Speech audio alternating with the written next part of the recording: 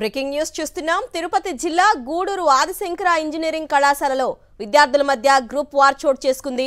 సుమారు 100 మంది విద్యార్థులు రెండు వర్గాలుగా విడిపోయి ఒకరిపై ఒకరు దాడులు చేసుకున్నారు. సూళ్లూరుపేట, నెల్లూరుకు చెందిన యువకుల మధ్య ఘర్షణ చోటు చేసుకుంది. ఘర్షణలో 5 మంది విద్యార్థులకు గాయాలయ్యాయి. 5 మంది విద్యార్థులపై కేసు నమోదు చేశారు.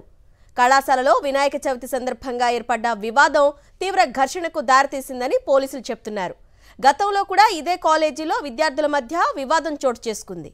రైట్, తిరుపతి జిల్లా గూడూరులో ఇంజనీరింగ్ కాలేజ్ విద్యార్థుల మధ్య ఘర్షణ చోటు చేసుకుంది. రెండు వర్గాలుగా విడిపోయి కొట్టుకోవడంతో కొంతమందిపై కేసు నమోదు చేసినట్లు తెలుస్తోంది. డీటెయిల్స్ మా ప్రతినిధి లోకేష్ అడిగి తెలుసుకుందాం. లోకేష్, అసలు గొడవకు దారితీసిన కారణాలేంటి? తిరుపతి జిల్లా గూడూరులో ఉండేటువంటి ఆదిశంకర ఇంజనీరింగ్ కాలేజ్ తరచూ వివాదాలకు కేంద్రంగా మారేది. అయితే ఇందులో భాగంగా తాజాగా వాళ్ళ సైతం గూడూరు సంబంధించినటువంటి అదే ఆదిశంకర ఇంజనీరింగ్ కాలేజీలో విద్యార్థుల మధ్య గ్రూప్ తగాదా వార్ అనేది మరోసారి తాజాగా వివాదంగా మారినటువంటి. దాదాపు సుమారు 100 మంది విద్యార్థులు 2 గ్రూపులుగా విడిపోయి ఒక గ్రూపు సూళ్లూరుపేట, మరో గ్రూపు నెల్లూరు అంటూ కూడా యువకుల మధ్య ఘర్షణ జరిగింది. అందులో 5 మందికి తలలు పగలు కొట్టుకున్నటువంటి తీరు తీవ్ర గాయాల పాలై వాళ్ళ ఆసుపత్రి పాలైనటువంటి పరిస్థితి. అయితే ఆ ఘర్షణకి ప్రధాన కారణమైనటువంటి విద్యార్థులు 5 మంది పైన పోలీసులు కేసు నమోదు చేసినట్లు కూడా తెలుస్తుంది. అయితే వినాయక చవితి నిమజ్జనానికి సంబంధించిన పరిస్థితుల్లో ఏర్పడినటువంటి గొడవ ఇది.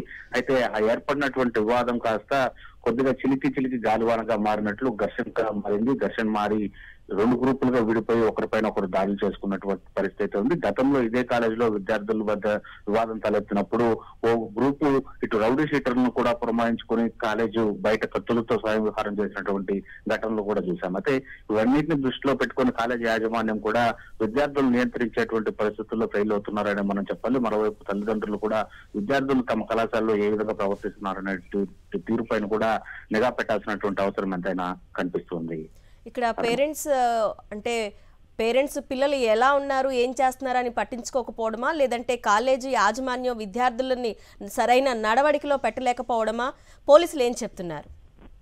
ఖచ్చితంగా ఏదైతే ఇటు ఇంజనీరింగ్ కళాశాల అంటే ఇటు ర్యాగింగ్ కావచ్చు లేదా వివాదాలకు చిన్నపాటి ఘర్షణలు అనేది సాధారణంగా జరుగుతుంటాయి. అయితే ఈ ఆదిశంకర ఇంజనీరింగ్ కళాశాల అయితే మాత్రము పెద్ద స్థాయి వివాదాలు అంటే ఘర్షణలు దిగడము, ఒకరిపైన ఒకరు దాడులు చేసుకోవడము, రక్తగాయాలు చేసుకోవడం అనేది తరచూ వివాదాలకు కేంద్ర బిందువుగా మారుతుంది. ఇటు విద్యార్థులను అభ్యసించడానికి వచ్చేటువంటి విద్యార్థులకి వాళ్ళు ఏ విధంగా నడవడిక ఉండాలి, అదేవిధంగా ఏ విధంగా తోటి విద్యార్థులు నడుచుకోవాలి అనేటువంటి పరిస్థితుల్ని ఇటు విద్యా సంస్థలు తెలపడంలో పూర్తిగా ఫెయిల్ అయ్యారని చాలా స్పష్టంగా అర్థమవుతుంది. Okay Lokesh, thank you.